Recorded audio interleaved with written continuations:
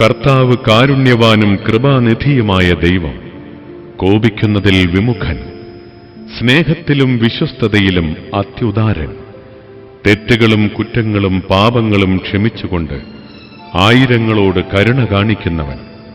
എന്നാൽ കുറ്റവാളിയുടെ നേരെ കണ്ണടയ്ക്കാതെ പിതാക്കന്മാരുടെ കുറ്റങ്ങൾക്ക് മക്കളെയും മക്കളുടെ മക്കളെയും 3 4 തലമുറയോളം ശിക്ഷിക്കുന്നവൻ എന്ന് വിശുദ്ധ ഗ്രന്ഥത്തിലും, ജെറൂസലേം പുത്രിമാരെ, എന്നെ പ്രതി കരയേണ്ട, നിങ്ങളെയും നിങ്ങളുടെ മക്കളെയും പ്രതി കരയുവിൻ എന്ന് രക്ഷകനായ ക്രിസ്തു ലോകജനതയോടും പറഞ്ഞു.